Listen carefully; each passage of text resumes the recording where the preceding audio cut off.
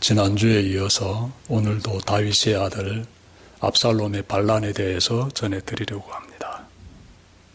압살롬이 헤브론에서 반란을 일으키자 다윗은 왕궁을 떠납니다. 많은 백성들이 압살롬을 따른 것에 다윗이 왕궁을 떠나기로 결단한 것 같습니다. 이렇게 되어 압살롬은 왕궁이 있는 예루살렘에 무혈 입성합니다. 일생일대의 중대사가 일사천리로 진행되자 압살롬도 많이 놀랐을 것입니다.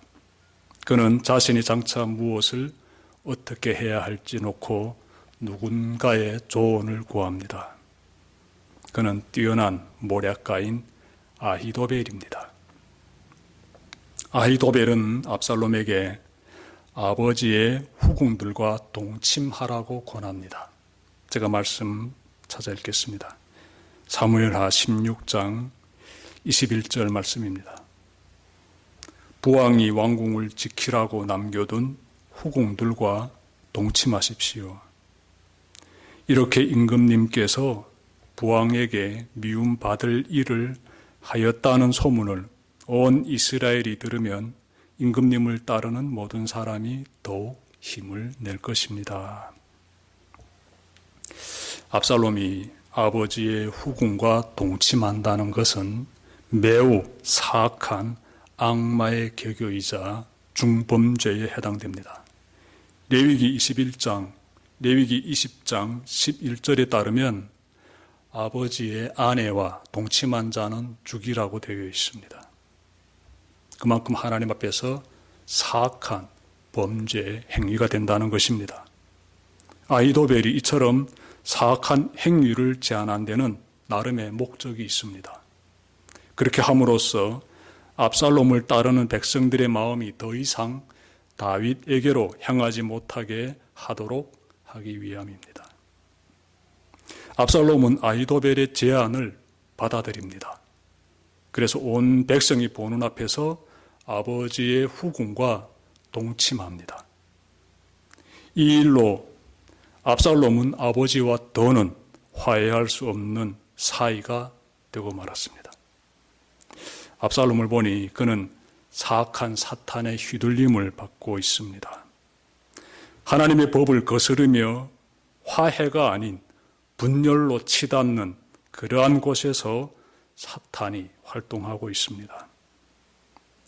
이런 장면을 보면 얼마 전 38선에 있는 남북을 잇는 도로를 폭파한 북한의 독재자 김정은이 떠오릅니다. 김정은은 자신의 북위 영화를 지속하기 위해 한반도의 영구 분단을 꿈꾸고 있습니다. 민족의 분단을 영구화시키려는 김정은을 보면 아버지와의 관계를 단절하는 어리석은 압살롬이 떠오릅니다. 압살롬의 모사인 아히도벨은 이어서 새로운 계략을 전합니다. 자신에게 군사 1만 2천 명을 주면 오늘 밤으로 다윗을 급습하여 그를 죽이겠다고 합니다. 여기서 우리는 압살롬의 휘하에 수많은 군사가 집결되어 있음을 짐작하게 됩니다. 아히도벨은 자신의 계획이 성공할 것이라는 확신에 차 있습니다. 사무엘하 17장 2절 보시면 그가 이렇게 말합니다. 그가 지쳐서, 여기에서 그가는 다윗을 가리킵니다. 그가 지쳐서 힘이 없을 때에 내가 그를 덮쳐서 겁에 질리게 하면 그를 따르는 모든 백성이 달아날 것입니다. 그때에 내가 왕만 쳐서 죽이면 됩니다. 아히도벨은 자신의 계획대로 다윗 왕만 제거하면 압살롬이 온 백성을 다스리는 새로운 시대가 도래할 것이라고 장담합니다. 여러분, 여기서도 우리는 사탄의 전략을 발견하게 됩니다. 여러분 보십시오. 오늘날 교회가 세상으로부터 비판받고 있는데 비판의 중심에는 누가 서 있습니까? 부끄러운 사실이지만 목사들이 서 있습니다. 목사들이 성적으로 타락하고 돈과 명예를 얻고자 추한 모습을 보이자 세상 사람들이 비난하고 있는 것입니다. 범죄한 자들의 뒤에는 사탄이라는 영악한 존재가 있습니다. 여러 목사들이 사탄의 공격에 무너져 죄를 범하고 있습니다. 사탄은 주님의 몸된 교회를 무너뜨리기 위해 타깃으로 목사를 잡고 있습니다. 사탄은 대성교회를 무너뜨리는 방법을 누구보다 잘 알고 있습니다. 그것은 담임 목사가 성범죄를 범한다든지 돈 문제에 연루되면 됩니다. 그래서 저는 늘 깨어서 자신을 성찰하며 바르게 목회에 임하려고 노력하곤 합니다. 여러분도 저를 위해서 늘 깨어서 기도해 주시기를 부탁드립니다. 사탄이 아히도벨을 통해 제시한 전략은 이스라엘의 지도자인 다윗을 제거하는 것이었음을 잊지 말고 교회의 담임 목사가 사탄의 공격을 물리치며 사역에 잘 임하도록 기도해 주셔야 합니다. 압살롬이 지쳐있을 다윗을 급습하자는 아히도벨의 전략을 좋게 여김으로 상황이 다윗에게 매우 불리하게 움직이고 있습니다. 여러분, 그때 하나님께서 일하기 시작하십니다. 하나님께서 다윗의 친구인 후세를 통해 일하기 시작하십니다. 사건 속으로 들어가 보면 압살롬은 아히도벨의 계획을 두른 다음 또 다른 모략가인 후세의 생각을 듣고자 합니다. 후세라는 사람은 다윗의 친구이고 이 사람은 뛰어난 전략가입니다. 후세는 지금의 상황이 다윗 왕에게 불리함을 눈치채고 다윗을 위해 최선의 힘을 다하기 시작합니다. 후세가 내놓은 전략은 아히도벨이 내놓은 전략과 정반대입니다. 그는 지금 급히 추격한다고 하여 다윗 왕을 죽일 수는 없다고 말합니다. 왜냐하면 다윗과 그와 함께하는 사람들은 현재 매우 분노함 가운데 있으며 거기에다 그들은 용사들이기 때문이라고 말합니다. 그들은 지금쯤이면 틀림없이 은밀한 곳에 숨어서 추격해오는 압살롬의 군사들을 기다리고 있을 것이며 만약 싸움에서 압살롬의 군대가 지면 그 소문이 삽시의 전국으로 퍼져 백성들을 낙담시킬 것이라고 말합니다. 그러므로 전국의 군사들을 집결시켜 대부대를 이끌고 압살롬 왕이 진두에 서서 공격하면 다윗과 그 추종 세력을 제거할 수 있다고 제안합니다. 자, 그러자 압살롬과 장로들이 아히도벨의 계획보다 후세의 계획이 더 좋다고 판단합니다. 후세는 이러한 계획을 세움으로써 다윗에게 시간을 벌어주려고 합니다. 만에 하나라도 아히도벨의 계획대로 압살롬이 다윗을 급습하면 다윗에게 치명타가 되기에 군사 징집을 빌미로 시간을 지연시키려고 했던 것입니다. 성경은요, 아히도벨의 모략을 묵살시킨 분이 하나님이심을 밝히고 있습니다. 오늘 본문인 14절 보십시오. 그러자 압살롬과 온 이스라엘 사람이 아렉 사람 후세의 모략이 아히도벨의 모략보다 더 좋다고 찬성하였다. 주님께서 이미 압살롬이 재앙을 당하게 하시려고 아히도벨의 좋은 모략을 좌절시키셨기 때문이다. 네, 하나님께서 개입하셔서 아히도벨이 제시한 그 계략을 묵살시키셨다라는 것이지요. 압살롬이 자신의 계획을 받아들이는 것을 본 후세는 제사장 사독과 아비아달에게 이 소식을 알립니다. 두 제사장은 사람을 띄워 다윗에게 이 소식을 전달하고요. 다윗은 무리와 함께 급히 요단강을 건너 마하나임으로 들어갑니다. 이처럼 다윗은 하나님의 도우심으로 위기에서 벗어나게 됩니다. 여기서 잠시 다윗의 친구 후세를 우리가 좀 바라봅시다.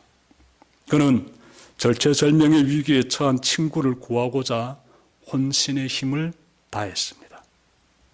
후세를 보면 좋은 동역자와 함께 하는 것이 얼마나 중요한지를 깨닫게 됩니다. 우리도 후세처럼 위기에 처한 벗을 도와주는 동역자 관계가 되어야 합니다. 한편 후세의 모습은 현 시대를 살아간 우리에게 많은 도전을 줍니다. 오늘날의 사람들이 흔히 하는 말이 있습니다. 성공하려면 줄을 잘 서야 한다. 네. 어느 편에 서는가가 중요하다는 말입니다. 사람들은 강한 힘을 가진 사람이나 단체에 줄을 서려고 합니다. 그래서 교회를 하나 선택해도 대체로 작은 교회보다는 중대형 교회를 선택하는 것입니다. 당시 상황으로 들어가면 후세는 다윗보다는 압살롬 편에 줄 서는 것이 바람직해 보입니다. 왜냐하면 사람들이 보기에 다윗은 저무는 태양이고 압살롬은 떠오르는 태양이기 때문입니다. 그래서 이스라엘의 많은 백성들뿐만 아니라 모든 장로들이 압살롬을 따랐던 것입니다. 하지만 후세는 다윗을 배신하지 않았습니다. 그는 다윗을 따랐습니다. 모름지기 그는 압살롬의 반란은 하나님의 뜻에서 어긋났으므로 지금은 비록 성공한 것 같지만 반드시 실패로 끝날 것임을 내다봤을 것입니다. 그는 모든 상황을 하나님께 맡기고 예루살렘을 떠나는 다윗의 선택이 선하다고 판단하고 다윗과 함께하기로 뜻을 정한 것으로 보입니다. 여러분, 세상은 압살롬이나 아히도벨처럼 원하는 것을 얻기 위해서는 수단과 방법을 가리지 말라고 합니다. 이것이 세상의 소리입니다. 나의 욕망을 채우기 위해서라면 하나님을 떠나 살라고 서슴없이 부추깁니다. 우리의 신앙을 뒤흔드는 세상의 힘을 보면서 어느 쪽에 서시겠습니까? 눈앞의 현실은 보이지 않는 하나님보다는 현란하게 보이는 세상의 힘을 의지하는 것이 더 바람직해 보입니다. 눈앞의 현실은 하나님의 선하심을 따르는 것보다는 불의한 세상과 타협하며 사는 것이 더 근사해 보입니다. 하지만 우리는 하나님을 믿으며 선한 길을 추구해야 합니다. 후세가 세상의 대세를 거스르며 하나님의 선하심을 따라 움직였듯이 하나님을 믿는 사람은 하나님의 말씀을 따라 살고자 늘 노력해야 합니다. 그리고 그 길에서 위기에 처해 있는 동역자를 보면 돕기 위해서 최선을 다해야 합니다. 대성교회를 세워가는 우리의 관계도 후세와 다윗처럼 하나님 안에서 견고한 동역자의 관계가 되기를 바랍니다. 끝으로 우리가 찾아봐야 할 장면이 있습니다. 그것은 압살롬이 최후를 맞이하는 장면입니다. 드디어 압살롬이 대부대를 이끌고 아버지를 치려고 나옵니다. 전쟁은 에브라임 숲에서 치러지게 되는데 그 전쟁에서 압살롬은 군사 2만 명이나 이르면서 패합니다.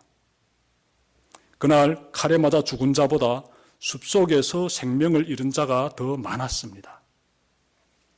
군사들이 숲속에 있는 맹수들에 의해 죽임당했는지는 알 수 없지만 중요한 것은 전쟁의 승패가 다윗 군대의 칼의 힘에 의해서가 아니라 하나님의 손에 의해서 결정났다는 것입니다. 하나님께서 선을 택한 다윗의 편에서 싸우신 것입니다. 하나님의 뜻에서 떠나 악행을 일삼은 압살롬에게 하나님의 준엄한 심판이 내려지는데요. 압살롬이 노새를 타고 전쟁터를 달리다가 큰 상수나무 가지에 머리카락이 걸리게 됩니다.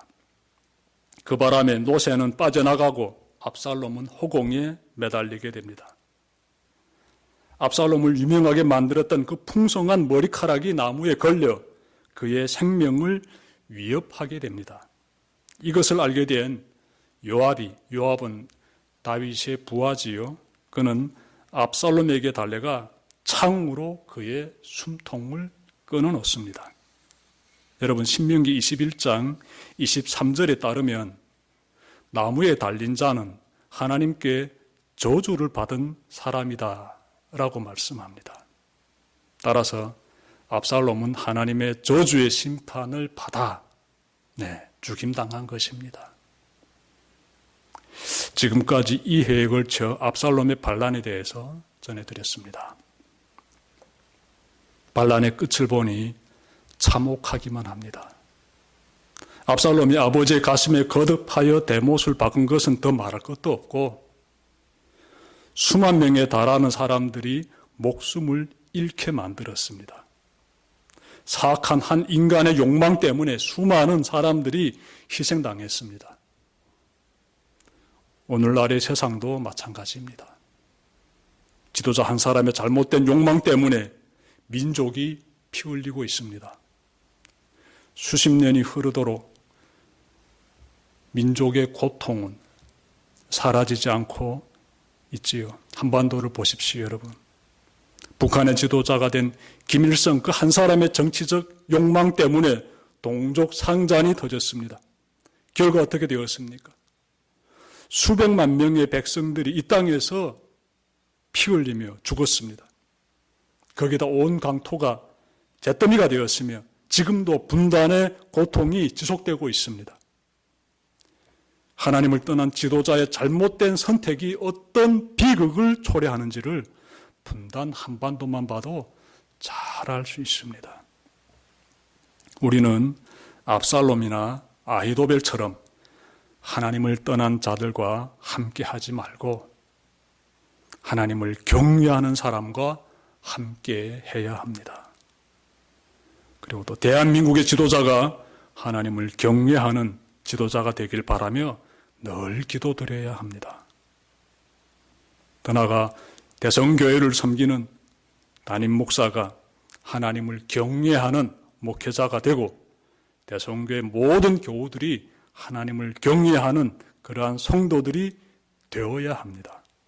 그리하면 하나님께서 우리 모두의 삶 가운데 임재하시어 다윗과 후세와 함께 정말 그들을 지켜주시고 그들과 함께 해주시고 구원의 역사를 이루 가셨듯이 우리와 함께 하시며 우리를 축복 가운데로 인도하실 것입니다.